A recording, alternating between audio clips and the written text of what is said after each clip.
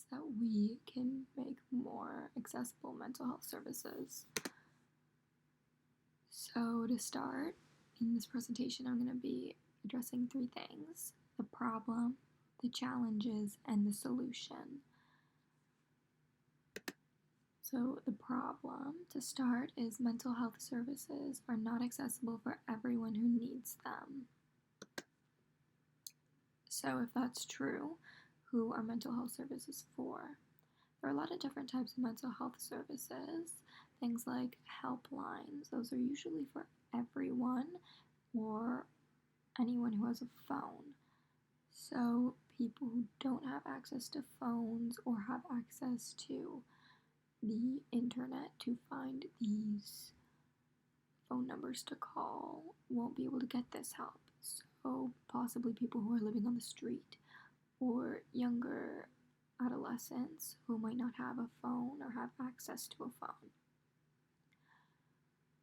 The next service that we're going to be talking about is community support services. So things like AA groups, NA groups, any kind of group therapy or group support systems. These are for some people, not everyone, because not everyone will like the structure of these community support services, or they might not be helping enough, or maybe they need more help than what they're getting at these community support services. The next service we're going to be talking about are therapies. Therapies are usually for more middle and upper class families and people because they are incredibly expensive, and not all of the time are they covered by insurance. A lot of people pay out of pocket for these services, and they can usually cost upwards of $100 for a 50-minute therapy session. So it's really not something that a lot of people can sustain for long term. And lastly, we're going to be talking about long-term treatment, so long-term therapy.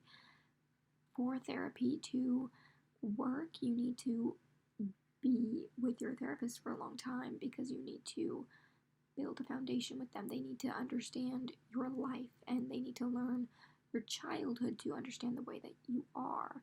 And not a lot of people have the time, the money for this long-term treatment, or sometimes they'll start when they're young, and then when they leave their parents' house and their parents might not be paying or financially supporting this long-term treatment, these children who are now adults won't be able to pay for it themselves, and now they are not getting the help that they need. Another thing that comes with long-term treatments are meds, and not everyone has the money or the access or the insurance to cover medication. A quote that I found that I thought was interesting and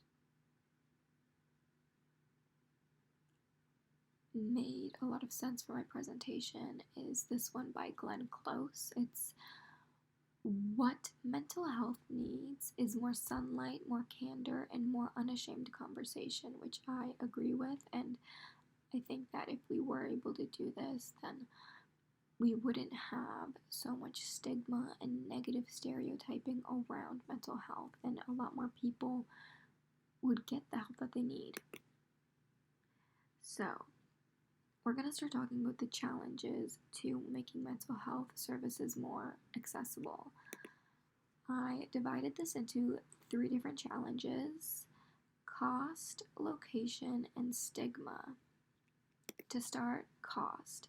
So as I was saying before, mental health services for like therapies and things like that can cost upwards of $130. And insurance coverage is for normal insurance, not all, but some.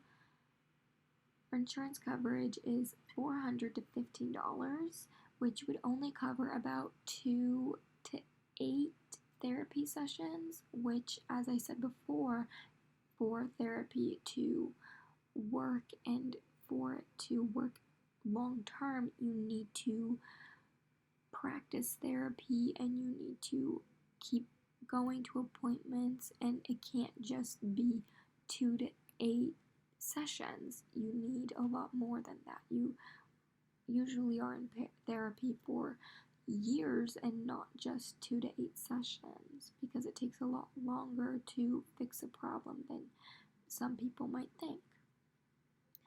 Another cost that I found was the Canadian government is spending 51 billion on mental health problems and mental illness in emergent situations. So in hospitals, this is a lot of money from taxpayers' dollars that are going to mental health needs that probably could have been fixed or helped, and these emergent situations deferred if we had more accessible services for people and for people to be more encouraged to get help without all this negative stigma around being mentally ill. So, as I said, Canada is spending 51 billion on these emergent situations, but we also have a healthcare budget. So, where is the money going to mental health services? How much is going to mental health care? So, in an article that I found, it said that 7% of the healthcare budget is going to mental health services, and that would be about 15.8 billion. Now, if we look at other countries like England and France, they are portioning a bigger chunk of their healthcare budget to mental and mental illness healthcare services. Also, with the climate that we're in right now, with COVID and being in lockdowns, a lot of people have been dealing with depression, anxiety, social anxiety, just new mental health issues and mental illnesses that are needing service, and a lot of people aren't getting that because we don't have enough services available for everyone. So the last issue that we're going to talk about is location. So location is really important when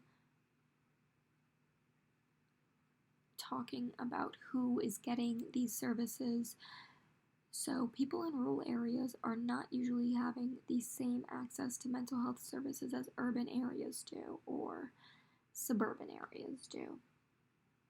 They usually get close to none, and these are usually the situations that are the ones that are going to emergency care, I would assume, because they aren't getting the help, and then sometimes people will put themselves in dangerous situations and they end up in the emergency room.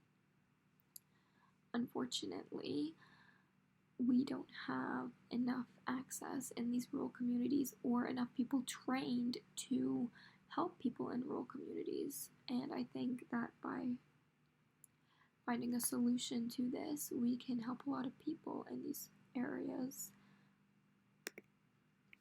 Lastly, we're going to talk about stigma. So, stigma surrounding mental illness causes people not to seek help.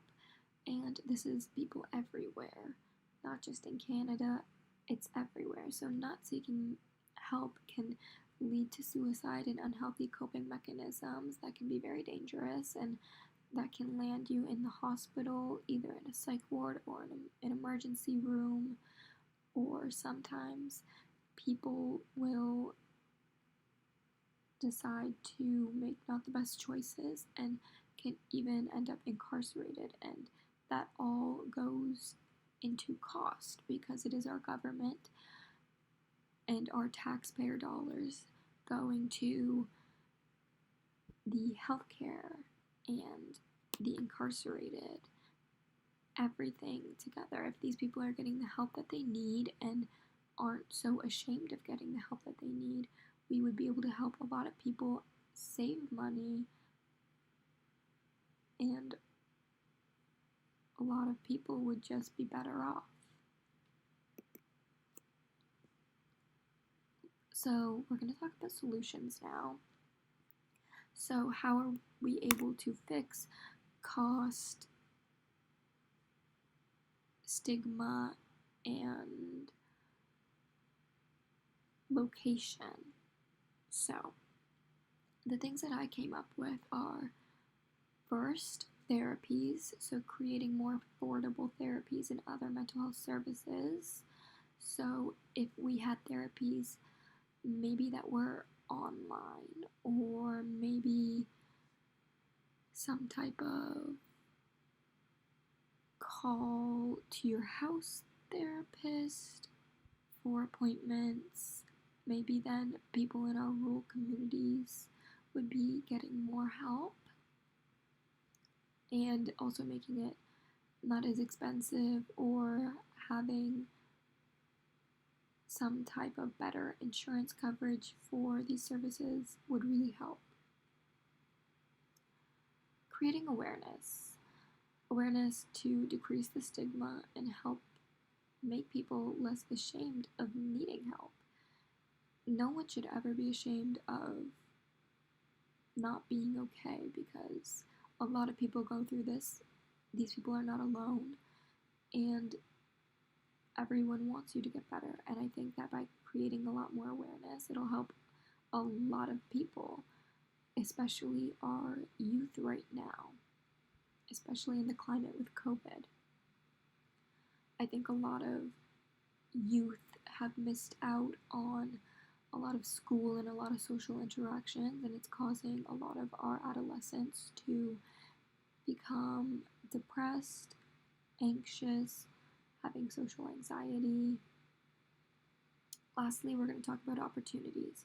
Opportunities are really important to finding a solution to our problem, because to create more affordable therapies, we also need to create more opportunities for this. So we need to create more opportunities for therapists and counselors to get these jobs. So we need to create these job opportunities.